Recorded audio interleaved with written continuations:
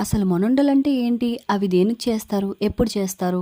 మీకు గాని తెలిస్తే కామెంట్ చేసేయండి. Hi all welcome back to మీసీ కాల్పిల్. అయితే ఇవాళ మేము మా పొలంలోకి మొనుండలు చేస్తున్నాము. ఇవి ఏంటంటే అసలు స్టార్టింగ్ పొలంలో మనం మొలకెత్తినప్పటి నుంచి మనం కోత కోసే వరకు మధ్యలో ఏంటంటే అవి ఈనే టైం వస్తుందంట కదా! అంటే పూత పూసే టైము. ఆ పూత పూసే టైంకి కరెక్ట్‌గా ఈ మొనుండలు కలిపి పొలంలో ఒక గౌరమ్మ లెక్క దాన్ని పూజిస్తారనమాట. అంటే మనం పండించే రైస్‌ని.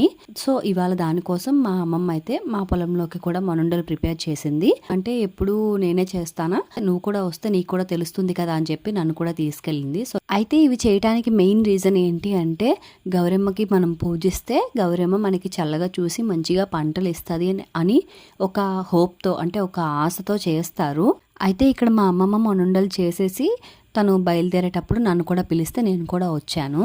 అయితే ఇక్కడ వచ్చేసి స్టార్టింగ్ 3 గవరమ్మలు అంటే 3 దుబ్బులను తీసి ఒక దగ్గర పెట్టి వాటికి పసుపు, కుంకుమ, అక్షతలు వేసి పూలు పెట్టి అంటే దారంకి పసుపు పూసి దాన్ని గౌరమ్మకి వేస్తారనమాట. అంటే లైక్ తాళిలాగా వేసి చక్కగా దాన్ని పూజించుకొని దానికి ఇంకేంటంటే ఆ పసుపు వేసి అక్షతలు వేసి పూజించిన తర్వాత ఏంటంటే అగరత్తులు కూడా వెలిగించి హారతి ఇచ్చి పూజించుకుంటారు. దీంతో పాటుగా అండ్ ఫైనల్గా ఏంటంటే మొనుండలు పెట్టుకుంటారు.